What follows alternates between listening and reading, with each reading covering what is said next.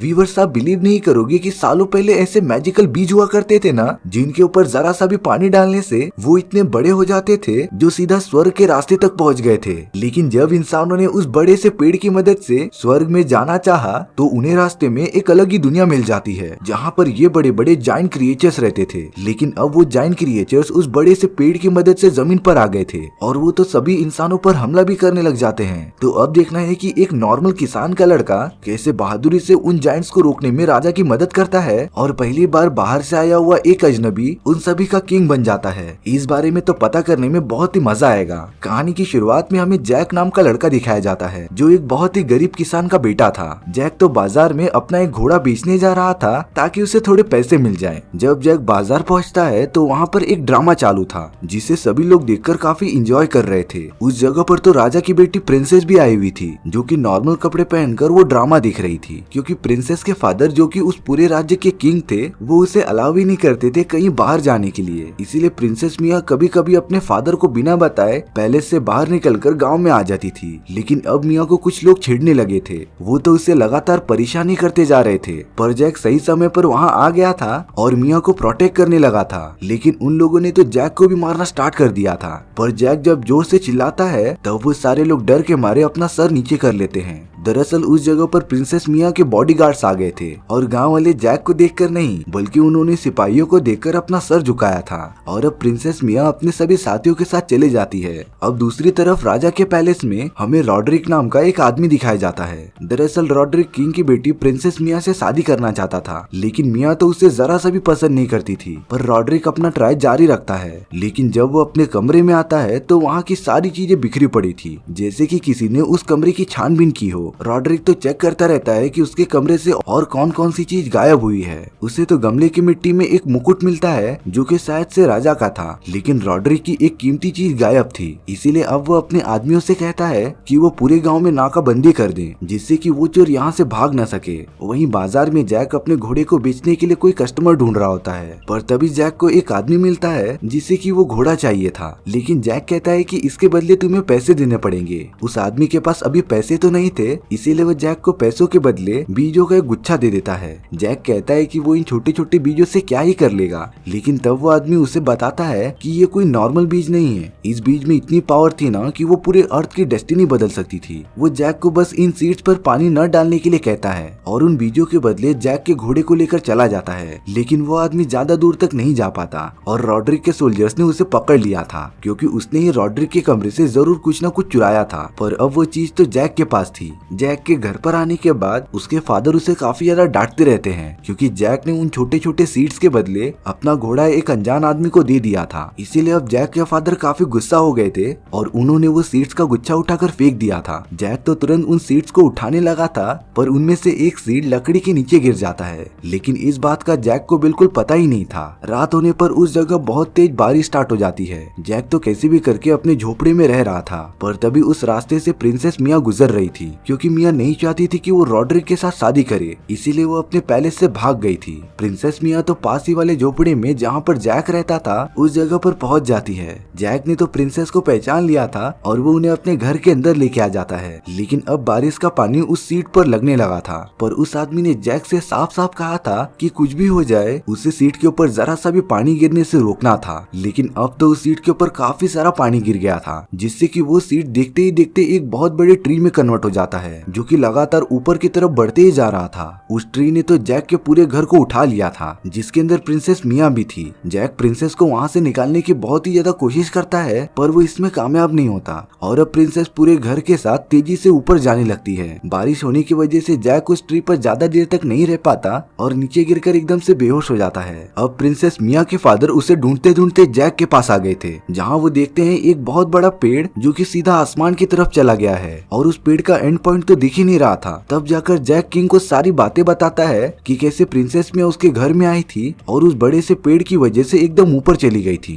इसीलिए अब किंग अपने सभी सिपाहियों को उस जगह पर जाकर प्रिंसेस मिया को वापस लाने के लिए कहता है। जैक भी उन लोगों के साथ जाना चाहता था, इसीलिए अब बिना टाइम वेस्ट किए वो सारे लोग उस बड़े से ट्री के ऊपर चढ़ना स्टार्ट कर देते हैं। लेकिन ये काम उन सभी के लिए इजी नहीं होने वाला था, क्योंकि उस पेड़ की लंबाई बहुत ही ज्यादा थी, तो उन्हें कई घंटों की चढ़ाई करनी पड़ सकती थी। अब तो वहाँ तेजी से बारिश होना भी स्टार्ट हो गई थी। इसीलिए रॉड्रिक जानबूझकर रस्सी काटकर कुछ लोगों को वहाँ से गिराता जा रहा था, जिससे कि वो सब सही सलामत ऊपर पहुँच जाएं। और अब काफी टाइम तक चढ़ाई करने के बाद वो सब तो एक अलग ही दुनिया में पहुँच जाते हैं, जो स्वर्ग तो नहीं थी लेकिन उसके ही जैसी दिख रही थी। दरअसल ये पूरी दुनिया जमीन और हेवन के बीच में आती थी और इसके बारे में तो किसी को कुछ भी आइडिया ही नहीं था। यहाँ रॉड्रिक को पता चल गया था कि जैक के पास ही वो मैजिकल सीड्स थे, जिसकी मदद से जैक ने वो बड़ा सा ट्री बनाया। रॉड्रिक के आदमी जैक को पकड़ लेते हैं और अब मजबूरी में जैक को वो सारे सीड रॉड्रिक को देने पड़ते हैं। लेकिन जैक में चालाकी से उन सीड में से एक सीड निकाल लिया था और वो उसे अपने लॉकेट में रखकर बंद कर देता है। इसके बाद वो सब अलग अलग होकर प्रिंसेस को ढूंढना स्टार्ट कर देते हैं। जैक जब कुछ सिपाहियों के साथ जंगल के अंदर जाता है तभी उनके सामने एक बहुत बड़ा जायंट क्रिएचर आ जाता है, जो उन लोगों को पकड़ने की कोशिश कर रहा था। जैक ने चालाकी दिखाई और वो तो पानी के अंदर जाकर छुप गया था।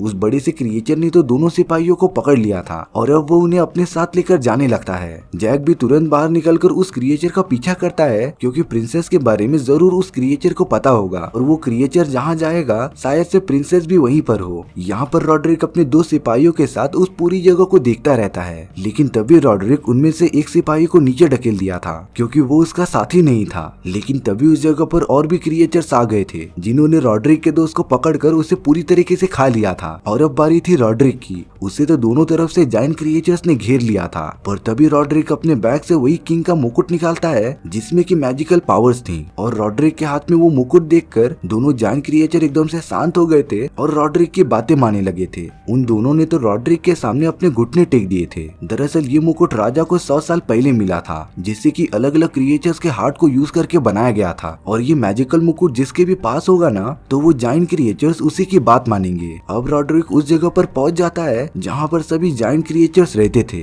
वहाँ पर प्रिंसेस मिया और रॉड्रिक के कुछ सिपाही भी थे। उसने तो वो मुकुट पहन लिया था, जिससे कि अब सारे क्रिएचर्स रॉड्रिक के सामने झुक जाते हैं। उन सभी क्रिएचर्स का एक लीडर भी था, जिसे रॉड्रिक अपने सामने झुकने के लिए कहता है। उन सारे क्रिएचर्स को ना चाहते हुए भी रॉड्रिक की बातें माननी पड़ रही थी, क्योंकि उसके पास वो मैजिकल मुकुट था ना, और अब रॉड्रिक उन सभी को कंट्रोल कर सकता था। इसीलिए वो उन सभी से कहता है कि वो जमीन पर जाएंगे और वहाँ के सारे राज्यों पर हमला करके उन्हें अपने अंडर कर लेंगे, ताकि रॉड्रिक पूरे अर्थ का राजा बन सके। यहाँ पर एक जायंट क्रिएचर ने सिपाही को पकड़ लिया था और वो उसे अपने खाने में इंक्लूड करने के लिए तैयार कर रहा था। पर अगर अब जरा सी भी देर हुई ना, तो प्रिंसेस भी उन क्रिएचर्स का खाना बन जाएगी। जैक उस जगह पर आ गया था और अब उसने स्मार्ट वर्क यूज करके उस बड़े से क्रिएचर के बॉडी पर चाकू घुसा दिया था, जिससे कि वो जायंट क्रिएचर चाकू लगने की वजह से मर जाता है। और अब जैक, प्रिंसेस और वो सिपाही बाहर आ गए थे, जो कि उन्हीं पेड़ों की मदद से वापस जमीन पर जाना चाहते थे। लेकिन उस पेड़ के रास्ते में एक बहुत ही बड़ा क्रिएचर सोया हुआ होता है और अब बिना प्लान बनाए उसके पास जाना खतरे से खाली नहीं था। तो इसीलिए अब जैक और बाकी सब मधुमक्खी का छत्ता लेकर आ जाते हैं, जिससे कि उन लोगों ने उस जायंट क्रिएचर के मुंह में डाल दिया था और उसके हेलमेट को तुरंत बंद कर दिया, जिससे कि सारी मधुमक्खियां उसके मुंह में घूमने लगी थी। और अब वो जायंट क्रिएचर काफी परेशान हो जाता है और यहाँ से वहाँ हिलने लगता है। तभी उसका बैलेंस बिगड़ने की वजह से वो क्रिएचर तो तेजी से नीचे गिरने लगा था। और जब वो जमीन पर आकर गिरता है तब किंग को एहसास हो गया था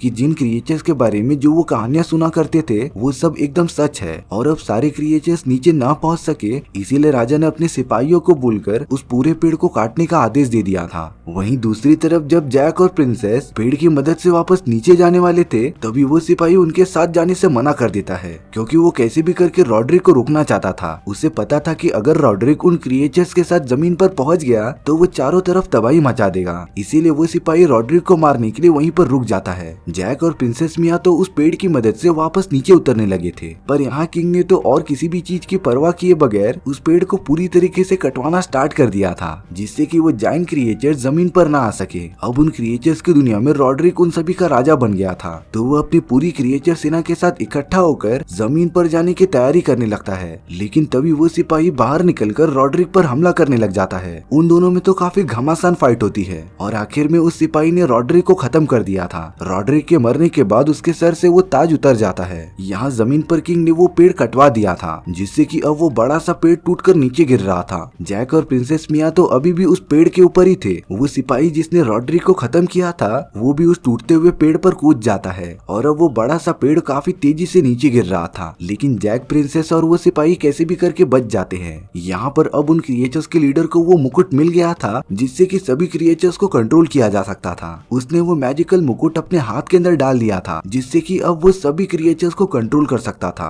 और सारी क्रिएचर्स अपने नए राजा के सम्मान में झुक जाते हैं। लेकिन अब उनके पास सबसे बड़ी प्रॉब्लम थी कि वो जमीन पर कैसे जाएंगे, क्योंकि वो बड़ा पेड़ तो एकदम से टूट गया था। तभी उन क्रिएचर्स के लीडर को वो सीड से भरा हुआ बैग मिल जाता है जिसे कि रॉड्रिक ने जैक से छीना था और अब उस क्रिएचर ने बहुत सारे सीड को निकालकर पानी के अंदर फेंक दिया था, जिससे कि देखते ही देखते वहाँ पर बहुत ही बड़े बड़े पेड़ उगना स्टार्ट हो जाते हैं। लेकिन उन क्रिएचर्स ने उस बड़े से पेड़ का रुख बदल दिया था और उन्हें जमीन की तरफ मोड़ दिया, जिससे कि वो आसानी से जमीन पर जा सके। सारे क्रिएचर्स उस पेड़ के सहारे नीचे उतरने लगते हैं। यहाँ जमीन पर किंग अपनी बेटी को देखकर बहुत ही ज्यादा खुश हो जाता है। किंग ने तो जैक का शुक्रिया अदा भी किया था क्योंकि उसने ही प्रिंसेस की जान बचाई थी। लेकिन किंग को ये बात नहीं पता थी कि जैक और प्रिंसेस एक दूसरे को लाइक करने लगे थे और अब प्रिंसेस अपने सभी लोगों के साथ महल में चली जाती है। जैक को तो वहीं पर रुकना पड़ता है क्योंकि वो किसी राजघराने से बिलोंग नहीं करता था ना, वो तो सिर्फ एक नॉर्मल किसान का बेटा था। जैक इसी बारे में सोचता रहता है, पर जब वो ऊपर की तरफ देखता है तो वही बड़े बड़े पेड़ वापस आ रहे थे और अब उसके साथ जमीन पर वो सारे क्रिएचर्स पहुंच जाते हैं। जैक तो तुरंत घोड़े पर सवार होकर सभी को इस बारे में बताने के लिए भाग रहा था। उन सारे क्रिएचर्स ने तो सभी का पीछा करना स्टार्ट कर दिया था।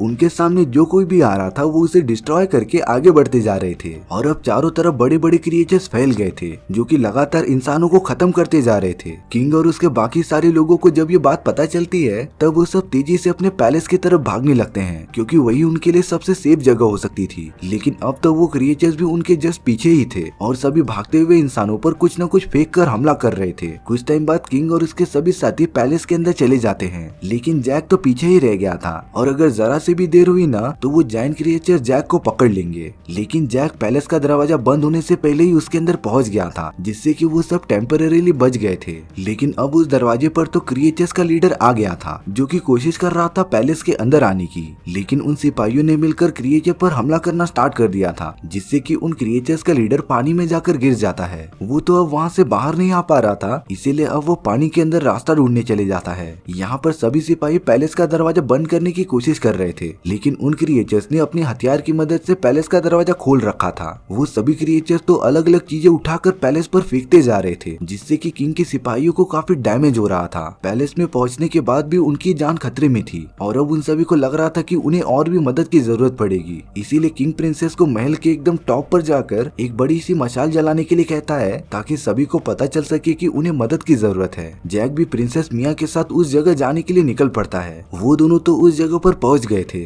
पर तभी उस जगह की जमीन एकदम से टूटना स्टार्ट हो जाती है और उसके अंदर से वही क्रिएचर्स का लीडर बाहर निकल जाता है जो कि पानी के रास्ते से यहाँ पर आ गया था। उसने तो जैक और प्रिंसेस मिया पर हमला करना स्टार्ट भी कर दिया था। धीरे धीरे करके किंग का पूरा पैलेस तबाह होते जा रहा था और अब तो उस क्रिएचर ने जैक और प्रिंसेस को पकड़ ही लिया था। लेकिन जैसे ही वो उन दोनों को खा लेता तभी जैक अपने लॉकेट में से वो सीड निकाल लेता है जो कि उसने लॉकेट में बहुत पहले रखा था। जैक ने तो वो सीड सीधा क्रिएचर के मुंह के अंदर डाली थी और अब होना क्या था, वो सीड उस क्रिएचर के पेट में ही बड़ा होने लगता है, जिससे कि उन क्रिएचर्स के लीडर के पूरे बॉडी में वो पेड़ फैल गया था और अब उसके सारे बॉडी पार्ट्स टूटकर नीचे गिरने लगे थे। जैक और प्रिंसेस उस क्रिएचर के कैद से आजाद हो गए थे, लेकिन अब वो क्रिएचर पूरी तरीके से डिस्ट्रॉय हो जाता है। जैक के पास उसी क्रिएचर का कटा हुआ हाथ आकर गिर जाता है जिसके अंदर वो पावरफुल मुकुट था। सभी लोग देख रहे थे कि उस जगह पर एक और बहुत बड़ा पेड़ उगने लगा था और वो भी सीधा हेवन की तरफ जा रहा था। वहीं दूसरी तरफ बाकी क्रिएचर्स इंसानों पर काफी भारी पड़ रहे थे। वो जायंट क्रिएचर्स तो पैलेस के दरवाजे को तोड़कर अंदर घुस गए थे और अब किंग के सारे लोग काफी डर रहे थे क्योंकि उनकी मौत एकदम सामने खड़ी थी। वो सभी क्रिएचर्स उन पर हमला करने के लिए रेडी हो जाते हैं, लेकिन तभी पता नहीं कैसे वो सब एकदम से रुक गए थे और किसी के सामने अपना सर झुका रहे थे। तब सारे लोग ये देखते हैं कि जैक के पास वो पावरफुल मुकुट है जिसे कि उसने खुद ही पहन लिया था और अब जैक उन सारे क्रिएचर्स को आदेश देता है कि वो सब वापस से अपनी दुनिया में लौट जाएं। अब उन लोगों ने तो वो पेड़ कटवा दिए थे। ये सारी चीजें करने के बाद तो जैक वहाँ का नया राजा बन गया था और अब जैक ने प्रिंसेस मिया के साथ शादी कर ली थी। उसके तो 2 बच्चे भी हो गए थे जिन्हें जैक उन्हीं क्रिएचर्स की कहानियां सुनाता रहता है। जैक ने तो वो पावरफुल मुकुट को डेकोरेशन करा के एक म्यूजियम में बिना किसी को बताए रख दिया था और अब सभी को लग रहा था कि ये नॉर्मल मुकुट है, लेकिन अब ये बात सिर्फ आपको और हमें पता है। और इसी के साथ हमारी ये कहानी यहीं पर खत्म हो जाती है। सो व्यूअर्स, आपको ये स्टोरी कैसी लगी प्लीज कमेंट सेक्शन में बता दो और अगर आपको मेरा एक्सप्लेनेशन 1% भी अच्छा लगा होगा ना तो वीडियो को लाइक एंड चैनल को सब्सक्राइब जरूर कर देना, क्योंकि इससे मुझे काफी ज्यादा मोटिवेशन मिलेगा आपके लिए इसी तरीके की मजेदार स्टोरीज ढूंढ कर लाने के लिए, क्योंकि सच में इसमें बहुत ज्यादा टाइम लगता है। तो मिलते हैं नेक्स्ट वीडियो में। सी या।